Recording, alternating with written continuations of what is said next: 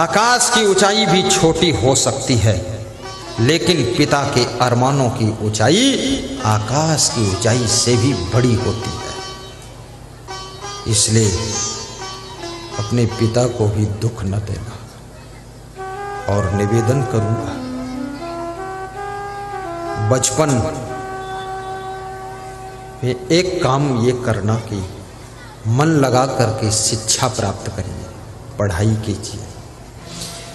जिसका बेटा 80% मार्क लाता है, माँ बाप को बहुत खुशी होती है, हर्ष से भर जाते हैं कि मेरा बेटा 80%। जिनका बेटा फेल हो जाता है, माँ बाप दुखी हो जाते हैं कि जैसा मैं था वैसे ये भी ढोल निकला, कुछ नहीं कर पाया।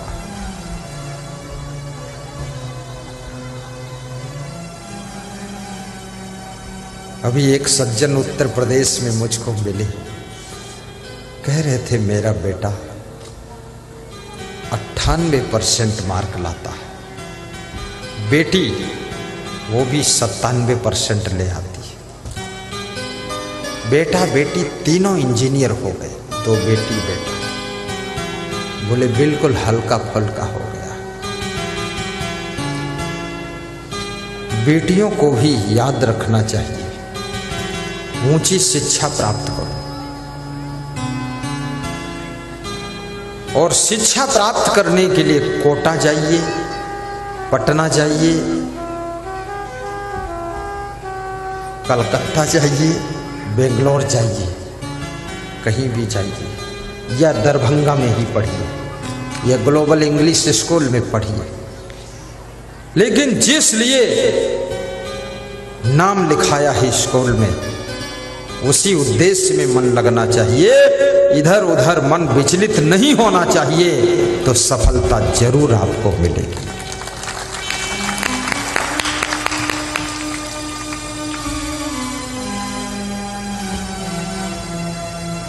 बेटे और बेटियों को अच्छे अच्छे संस्कार भी प्राप्त करना चाहिए।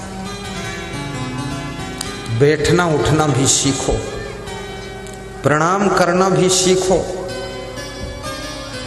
सेवा सत्कार करना भी सीखो, अनुशासन करना भी सीखो, साफ सफाई करना सीखो। छोटे से लेकर बड़े सभी कार्यों को करना भी सीखो। बुद्धू मत रहो। जितनी ज्यादा तुम में कलाएं होंगी, उतना ज्यादा तुम्हारा आदर होगा।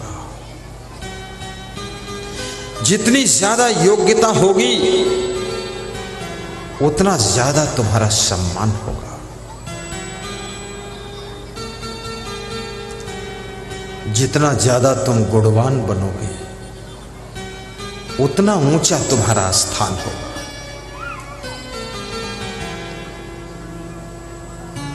आपके अंदर क्वालिटी होना चाहिए। आपने लोहा देखा होगा, नया लोहा 40 रुपया किलो, 50 रुपया किलो है। पुराना लोहा 20 से 25 रुपया किलो है, कबाड़ी लोहा। लेकिन वही लोहा जब माइक बनकर आता है, आधा किलो का वजन लोहा, जिसकी कीमत केवल 25 रुपया थी, वो 25,000 का हो जाता है। 25,000 का। क्यों? क्योंकि इसमें क्वालिटी है, इसमें गुणवत्ता है। क्या है? मेरी आवाज को दूर तक पहुंचाने का गुण है। इसलिए आधा किलो लोहा 25,000 का है, 10,000 का है।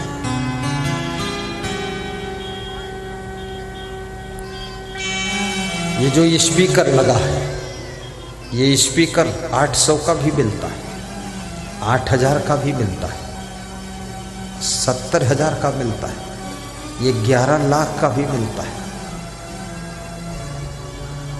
ऐसा ही दिखेगा वो, पर कीमत 11 लाख और उसकी कीमत 800। क्यों? क्वालिटी है।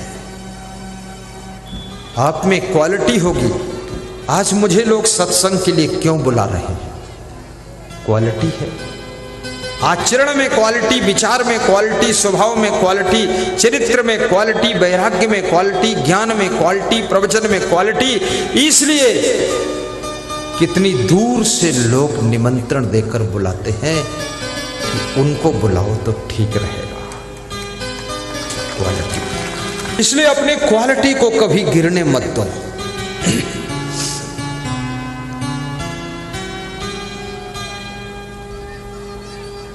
किसी की पत्नी बनो, तुम्हारे में क्वालिटी होना चाहिए। केवल चेहरे में ही क्वालिटी नहीं, चरित्र में क्वालिटी। केवल अंगूठी में क्वालिटी नहीं, हाथों से काम करने में क्वालिटी। केवल पांवों की पायल में क्वालिटी नहीं, पांवों से दौड़ दौड़ कर घर का सारा काम संभालने में क्वालिटी। गाली बकने में क्वालिटी नहीं, ऐसी मीठी वाणी बोलने में क्वालिटी हो। घर का कलह कलेश शांत कर दो। तुम देवी हो, तुम लक्ष्मी हो, तुम रंभा हो, तुम नारायणी हो, तुम साधारण नहीं हो। हर घर की तुम शोभा हो। माताओं बहनों को अपने भीतर नाना प्रकार की कलाओं को पैदा करना चाहिए। सिलाई करना भी सीखो, अपने घर के कपड़े सीख लो। गाय भैंस का पालन करना भी सीखो। 2-4 गाय भैंस रखो, 1000-2000 का रोज दूध बेचो तो कम से कम इनकम सोर्स बढ़े। अनाज का पैसा बचेगा, दूध के पैसे से ही दैनिक खर्चा चल जाएगा। ये सीखो। काम करना बुरा नहीं होता है, बैठे रहना सबसे बुरा होता है।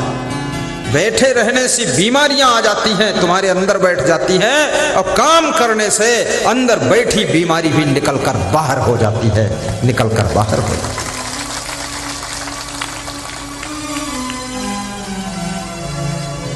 झाड़ू लगाना भी सीखो। कितने लोग झाड़ू लगाते हैं, एक झाड़ू इधर मारा, 2 फीट छोड़ के फिर मारा, फिर 4 फीट छोड़ के मारा और झाड़ू उधर डाल दिया और बैठे हैं। उनसे पूछो झाड़ू लग गया? बोले हाँ लग गया। कचड़ा? बोले कचड़ा निकला ही, सब वही है। ये झाड़ू लगाने का ढंग गलत। कितने लोग झाड़ू, दूसरे नंबर के वह लोग जो झाड़ू लगाते हैं, झाड़ू को इतना पीटते हैं, 1-2 दिन में झाड़ू ही खत्म हो गया। पीट पीट के, ठोक ठोक के झाड़ू खत्म। ये तरीका गलत है। तीसरे वह लोग जो झाड़ू लगाते हैं, फर्श पे तो अच्छा लगा देते, लेकिन कोना, खिड़की, दरवाजे के कॉर्नर में झाड़ते नहीं, वो भी पक्के क्वालिटी वाले नहीं। चौथे वह लोग जो कोना भी झाड़ देते, मकड़ी जाला भी गिरा देते, फिर झाड़ू लगाते।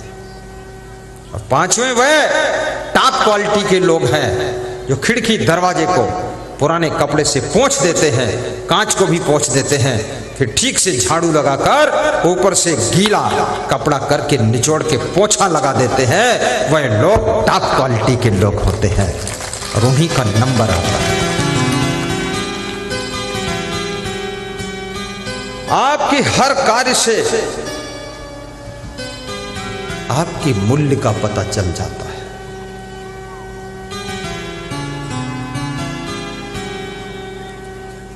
आपके घर में मेहमान आए हैं, चाय पिलाना है, पानी पिलाना है।